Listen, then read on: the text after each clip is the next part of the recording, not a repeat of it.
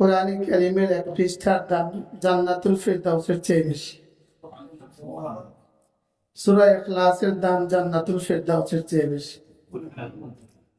জান্নাতুল ফেরদাউস হলো মাখলুক, সূরা ইখলাস হলো গায়রে মাখলুক।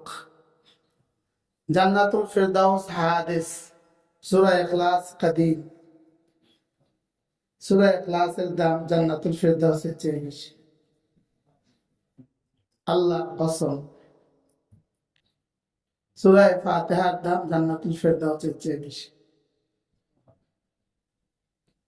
রব আমাদেরকে কতটা দামি বানাবার জন্য রব্বে কারীমের সিফাতের হামিল বানিয়েছেন। কোরআন আল্লাহ তাআলার সিফাত, বলেন আইন, কুদরত, হায়াত, সামা, বাসার, কালাম, ইরাদা। কালাম আল্লাহ তাআলার সিফাত, কোরআন আল্লাহ তাআলার সিফাত, বলেন আল্লাহ তাআলা যার সিনায় সিফাত দিয়েছেন, নিজের সিফাত দিয়ে বলে দিয়েছেন। আলফাজে লফজি আর আলফাজে নফসি। একটা হলো শব্দ, আর হলো মূল কোরআন। একটা হলো শব্দ, আর হলো কি কালামে নফসি, হলো মূল কোরআন। আমাদের কাছে যে ছাপানো কিতাব আছে, এটা কালামে নফসি। এটা ছিল না, উজুদে আসছে, আবার কয়েকদিন পর নষ্ট হয়ে গেছে, মাটিতে বা পুকুরে চলে গেছে। এটা ছিল না, এটা হাদিস। লেকিন আমাদের সিনায় যেটা আছে, এটা কালামে নফসি। রব্বে কারীমের সিনায় যেটা আছে, এটা কালামে নফসি। এজন্য কালামে নফসির তরতিব নাই। আপনি আপনার সিনার দিকে তাকাইলে ওখানে কোনো তরতিব পাবেন না, কোনটা আগে লেখা আছে কোনটা পরে। আপনার সিনার দিকে তাকাইলে ওখানে কোনো শব্দ পাবেন না, এক্সরে করলে ওখানে কোনো শব্দ ধরা পড়বে না। কালামে নফসির কোনো নকশা নাই, কালামে নফসির কোনো আলফাজ নাই, কালামে নফসির কোনো মত গুণনা নাই, কালামে নফসির কোনো জিহাদ নাই। এই জন্য হুজুর সাল্লাল্লাহু আলাইহি ওয়াসাল্লাম যখন কালাম শুনছিলেন, তো কি শুনছিলেন? কাসালসালাতিল জারাস,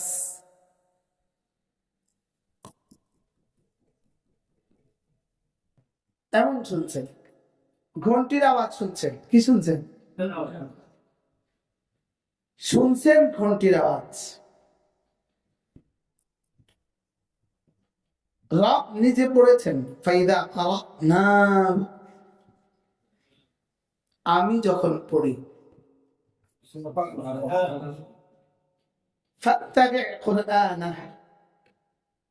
আপনি শুধুই ধ্যানের সাথে শুনুন।